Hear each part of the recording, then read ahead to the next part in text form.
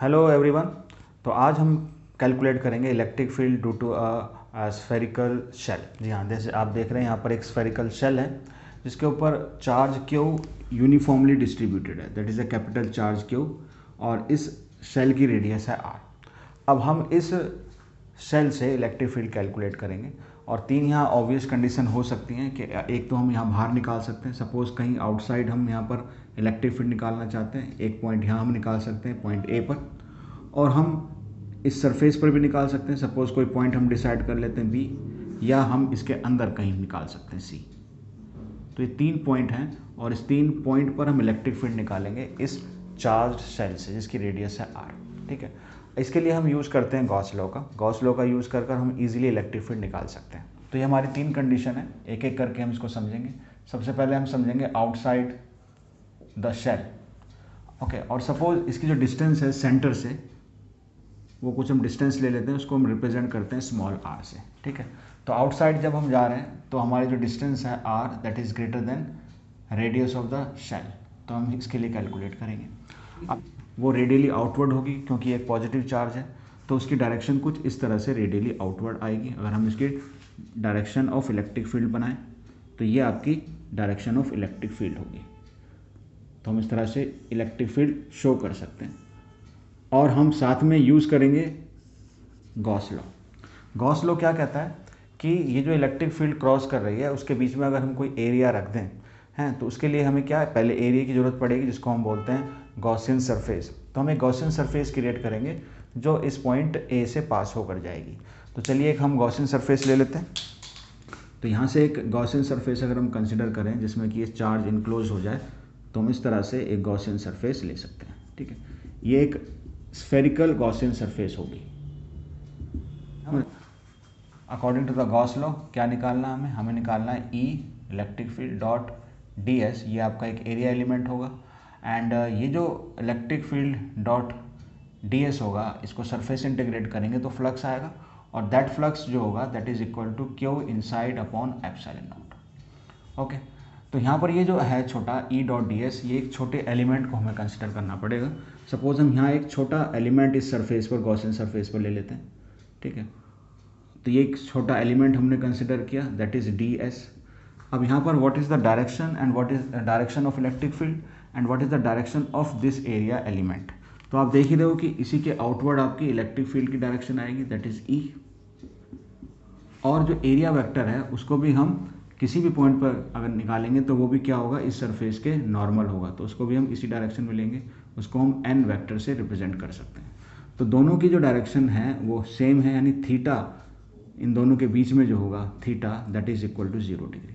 तो आप ये एरिया एलिमेंट कहीं भी लें इस सरफेस के ऊपर, वहाँ पर ई और एन के बीच में यानी एरिया वेक्टर के बीच में हमेशा एंगल 0 डिग्री ही रहेगा। तो यहाँ हम इसको कैलकुलेट कर सकते हैं। एंगल क्या है यहाँ पर, एंगल है आपका 0 degree that is E D S cos 0 degree, और क्यू इनसाइड जो है वो हमारा कैपिटल क्यू है that is Q upon epsilon naught. अब ई जो है फॉर डिस्टेंस स्मॉल आर के लिए कांस्टेंट होगा सरफेस के सभी पॉइंट पर, तो इसको हम इंटीग्रेशन से बाहर ले सकते हैं, और ये surface integral of D S that is equal to Q upon epsilon naught. तो वो सरफेस एरिया हो जाएगा 4 पाई आर स्क्वायर, और ये आपका क्यू अपॉन एप्सिलॉन नॉट। तो यहाँ से इलेक्ट्रिक फील्ड की वैल्यू आ जाएगी एट पॉइंट ए, वो हो जाएगी आप Q upon 4 pi epsilon naught R square. This electric field outside that is at point A. तो दूसरा पॉइंट हमारा ये हो जाएगा एट सरफेस, सरफेस पर सिंपली हम स्मॉल आर की जगह कैपिटल आर रख देंगे इसी में, तो हमारा इलेक्ट्रिक फील्ड आ जाएगा एट पॉइंट बी या at point surface that is Q upon 4 pi epsilon naught capital R square. अब अंदर की बात करते हैं हम, यानी थर्ड हमारा पॉइंट इनसाइड द शेल है ना। इनसाइड के लिए जो आर होगा हमारा वो लेस देन कैपिटल आर होगा, और इसके लिए भी हमें एक गॉसियन सरफेस क्रिएट करनी पड़ेगी जो पॉइंट सी से पास होकर जाएगी। तो हम इसके लिए अगर गॉसियन सरफेस बनाएं तो गॉसियन सरफेस कुछ इस तरह से होगी, और इसके लिए भी हम गॉस लॉ लगाएंगे that is E dot D S is equal to Q inside है ना, Q inside upon epsilon naught.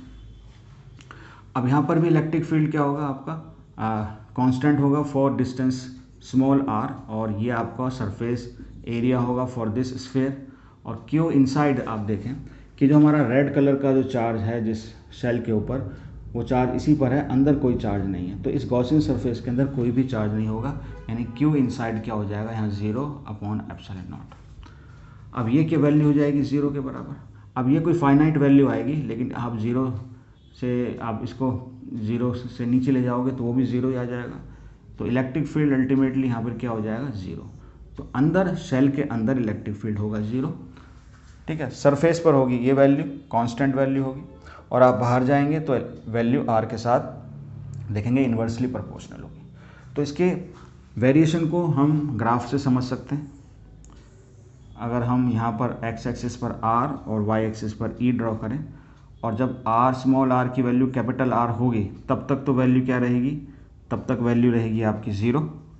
तो यहाँ तक तो वैल्यू 0 होगी, यहाँ तक वैल्यू 0 होगी, और उसके बाद सडनली ये एक वैल्यू आएगी यहाँ पर, है ना, और उसके बाद ये इन्वर्सली प्रोपोर्शनल है, ई इन्वर्सली प्रोपोर्शनल टू 1/r², ठीक है। तो इस तरह का ग्राफ होगा, यहाँ पर तक 0 होगा और यहाँ से एक पर्टिकुलर वैल्यू होगी और उसके बाद ये वैल्यू डिक्रीज करती जाएगी। तो ये जो वैल्यू है ई, ये कितनी होगी यहाँ पर, क्या वो 4πε0r²। ओके, तो ये था हमारा electric field outside at the surface and inside the charged shell.